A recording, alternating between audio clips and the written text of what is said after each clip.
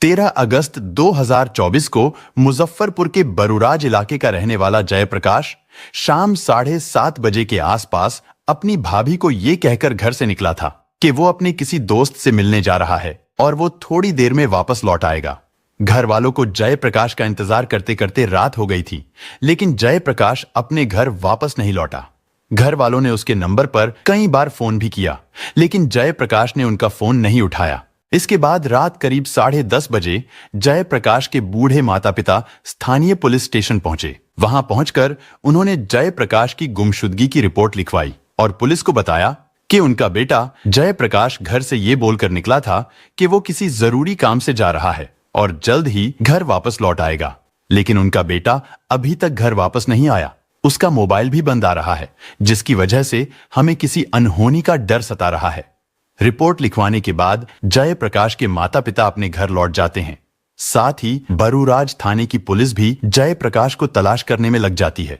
लेकिन इधर 14 अगस्त को सुबह करीब 6 या 7 बजे मुजफ्फरपुर सदर थाना क्षेत्र में सहजानंद कॉलोनी की गली नंबर 9 में जब लोग अपने घरों से बाहर निकले तो उन लोगों की नजर एक बोरी पर पड़ी। उस बोरी को देखने से ऐसा लग रहा था जैसे उसके अंदर कुछ भारी भरकम सामान है। धीरे धीरे वहां पर लोगों की भीड़ जमा हो जाती है। इसके बाद कुछ लोग उस बोरी की तरफ बढ़ते हैं और उसे खोलकर देखते हैं। उस बोरी के अंदर एक सूटकेस था और जब उस सूटकेस को खोला गया तो उसके अंदर का दृश्य देखकर सभी लोग भाग खड़े हुए। इसके बाद सहजानंद कॉलोनी के लोग पुलिस को फोन करते हैं और सारी बात पुलिस को बताते हैं। कुछ ही मिनटों में पुलिस भी सहजानंद कॉलोनी की गली नंबर 9 में पहुंच जाती है। इसके बाद पुलिस वाले उस सूटकेस को अच्छे से खोलकर देखते हैं, लेकिन सूटकेस खुलते ही वहां पर तेज बदबू फैल गई, क्योंकि उस सूटकेस में एक लाश थी जिसका सिर धड़ से अलग था। उसकी आंतें भी बाहर निकली पड़ी थीं। इसके बाद पुलिस वहां पर मौजूद लोगों से पूछताछ करती है और उस शव की पहचान कराने की कोशिश करती है, लेकिन कोई भी व्यक्ति उसकी पहचान नहीं कर पा रहा था। और अब पुलिस को लगने लगा था कि हो सकता है इस व्यक्ति को कत्ल करने के बाद उसके शव को यहां लाकर फेंक दिया गया हो। इसलिए सबसे पहले शव को पोस्टमार्टम के लिए हॉस्पिटल भेज दिया जाता है। इसके बाद सहजानंद पुलिस द्वारा आसपास के सभी पुलिस स्टेशंस में सूचना दी जाती है और पूछा जाता है कि क्या किसी पुलिस स्टेशन में कोई मिसिंग रिपोर्ट दर्ज कराई गई है। उसी दौरान पता चलता है कि बरूराज थाने में जयप्रकाश नाम के एक लड़के की मिसिंग रिपोर्ट दर्ज कराई गई है, जो कि अभी भी लापता है। इस बात का पता चलते ही बरूराज पुलिस की मदद से जयप्रकाश के माता पिता को सहजानंद पुलिस स्टेशन बुलाया जाता है। सहजानंद पुलिस उन्हें हॉस्पिटल की मोर्चरी लेकर जाती है और जैसे ही उन्हें वो शव दिखाया गया तो जयप्रकाश के घर वाले दहाड़े मारकर रोने लगे। असल में वो शव जयप्रकाश का ही था, लेकिन अब सवाल ये था कि आखिर जयप्रकाश को इतनी बेरहमी से किसने और क्यों कत्ल किया था। आखिर जयप्रकाश से किसी की क्या दुश्मनी थी। और जब इस बारे में जयप्रकाश के परिवार वालों से पूछताछ की गई तो जयप्रकाश की मां रंभा देवी ने जो बताया उसे सुनकर पुलिस तो क्या, मोहल्ले के लोग भी हैरान रह गए। रंभा देवी ने बताया कि जयप्रकाश उनका सबसे छोटा बेटा था। वो पेशे से इंजीनियर था, जो कि गोवा में एक अच्छी खासी नौकरी कर रहा था। वहीं दूसरी तरफ ललिता नाम की एक लड़की जो सहजानंद अहियापुर में रहती थी, वो रिश्ते में जयप्रकाश की ममेरी बहन की ननंद थी। इसीलिए जयप्रकाश कभी कभी इस रिश्ते के नाते सहजानंद कॉलोनी में ललिता के घर चला जाया करता था। वहां पर अक्सर उन दोनों की मुलाकात हो जाया करती थी और आगे चलकर ये मुलाकातें धीरे धीरे फोन कॉल में बदल गई। वो दोनों एक दूसरे से प्यार करने लगे। फिर 2021 में वो दोनों एक दूसरे के बेहद करीब आ गए और उनके बीच शारीरिक संबंध बनने लगे। लेकिन फिर ललिता बीपीएससी की तैयारी करने के लिए पटना चली गई। वहां वो किराए पर कमरा लेकर रहने लगी और अपनी एग्जाम की तैयारी करने में जुट गई। वहीं जयप्रकाश गोवा में नौकरी करने चला गया था। भले ही वो दोनों अलग अलग शहरों में रहने लगे थे, लेकिन फिर भी उन दोनों की फोन कॉल और वीडियो कॉल पर बातें होती रहती थीं। इसके अलावा बीच बीच में जयप्रकाश गोवा से ललिता को मिलने भी आया करता था और जब वो दोनों अकेले में मिलते थे तो उस समय जयप्रकाश ने ललिता के कुछ आपत्तिजनक फोटो और वीडियो भी बना लिए थे। इधर ललिता भी अब हर महीने जयप्रकाश से पैसों की डिमांड करने लगी थी, जो कि जयप्रकाश पूरा भी कर रहा था। जयप्रकाश ललिता से इतना प्यार करने लगा था कि वो हर महीने अपनी कमाई में से 5,000 रुपए ललिता को उसके निजी खर्च के लिए दिया करता था। उन दोनों में सब कुछ बहुत सही चल रहा था। लेकिन फिर उन दोनों के रिश्ते के बारे में दोनों के ही परिवार वालों को पता चल जाता है। जयप्रकाश अपने घर वालों को साफ साफ कह देता है कि वो ललिता से बहुत प्यार करता है और शादी भी उसी से ही करना चाहता है, क्योंकि जयप्रकाश घर में सबसे छोटा और सबका लाडला था। इसलिए उसके जिद करने पर जयप्रकाश के घर वाले भी मान गए और जब बात ललिता के घर तक पहुंची तो ललिता के परिवार वाले भी इस शादी के लिए मान गए। इसके बाद साल 2023 के लास्ट में एक दिन ललिता के घर वाले उन दोनों की शादी की बात पक्की करने के लिए जयप्रकाश के घर पर आए, लेकिन उस दिन जयप्रकाश के परिवार वाले अपने घर पर नहीं थे। फिर कुछ दिन बाद यानी साल 2024 में अगस्त के महीने में अचानक ललिता अपने प्रेमी जयप्रकाश से कहती है कि मुझसे मिलने के लिए आ जाओ। हालांकि उस समय जयप्रकाश गोवा में अपने काम पर था, लेकिन ललिता के बार बार बुलाने पर वो 13 अगस्त को गोवा से अपने घर आ जाता है और फिर 13 अगस्त को शाम 7:30 बजे के समय जयप्रकाश अपनी भाभी को ये कहकर घर से निकल जाता है कि वो बाजार से सब्जी लेकर आता है। लेकिन सब्जी लेने के लिए घर से निकला जयप्रकाश फिर कभी लौट कर नहीं आया। जयप्रकाश शाम को 7 बजे बोले हमसे कि हम मार्केट जा रहे हैं, मार्केट से आते हैं घूम के भाभी सब्जी लेकर के, फिर आप सब्जी बनाना हम खाएंगे। शाम को गए फिर लेकिन उसके बाद वो वापस नहीं है। और फिर अगले दिन यानी यही वो 14 अगस्त का दिन था जिस दिन सहजानंद पुलिस ने गली नंबर 9 से सूटकेस में बंद एक शव बरामद किया था, जिसके बाद जयप्रकाश के परिवार वाले हॉस्पिटल पहुंचे। पोस्टमार्टम हाउस में सबसे पहले उसका बड़ा भाई और भाभी पहुंचे थे। उन्होंने शव देखते ही तुरंत पहचान लिया था कि वो कोई और नहीं बल्कि उसका भाई जयप्रकाश ही है।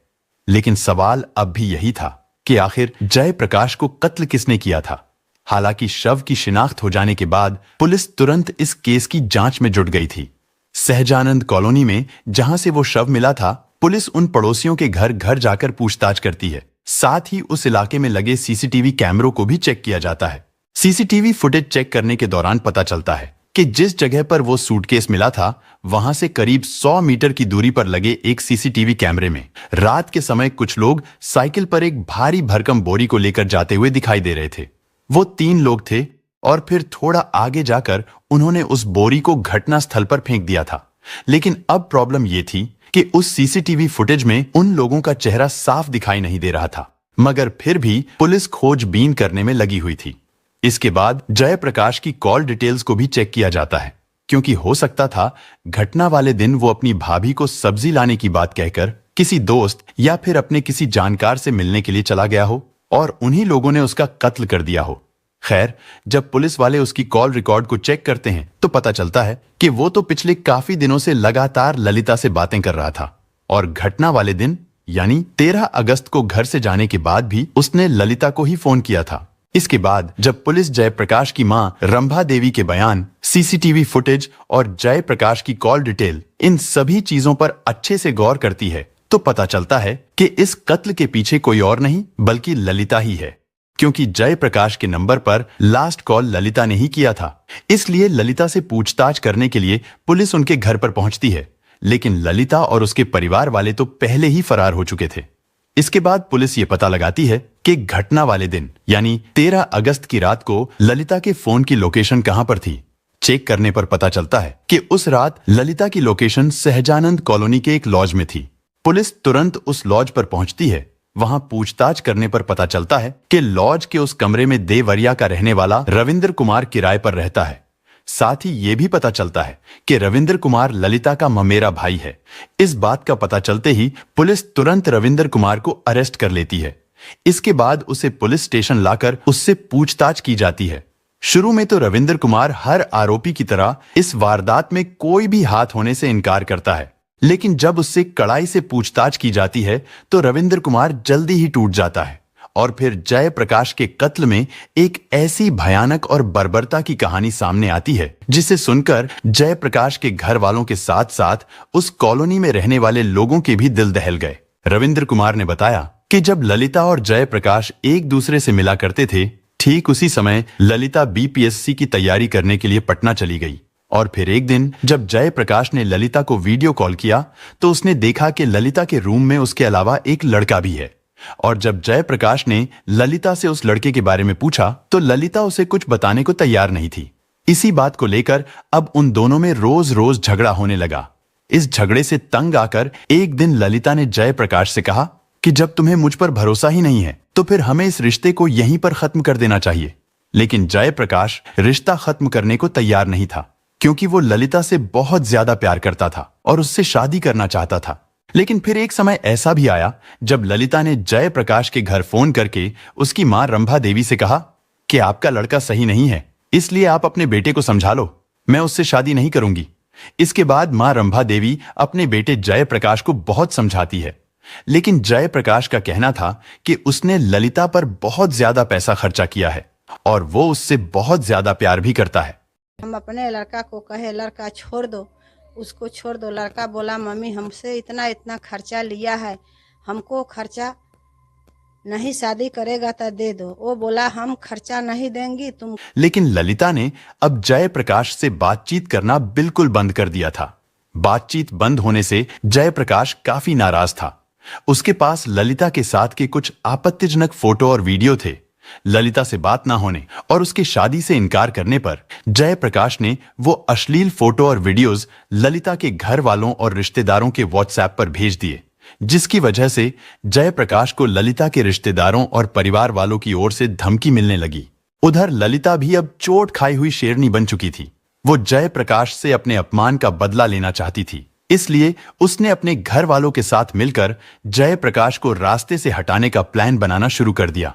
पूछताछ के दौरान ललिता के ममेरे भाई रविंद्र कुमार ने पुलिस को बताया कि जयप्रकाश को कत्ल करने के लिए उसकी बहन ललिता लगातार उसे कॉल कर रही थी, लेकिन जयप्रकाश गोवा से अपने घर नहीं आ रहा था। इस पर ललिता जयप्रकाश को शादी का झांसा देने लगी। उसने जयप्रकाश को विश्वास दिलाया कि उसके मुजफ्फरपुर पहुंचते ही वो उससे शादी कर लेगी। हालांकि जयप्रकाश को पहले ही डर था कि उसकी हत्या हो सकती है, लेकिन फिर भी वो ललिता पर भरोसा करके मुजफ्फरपुर आ गया। सबसे पहले वो भगवानपुर में स्थित अपने भाई के किराए वाले मकान पर गया।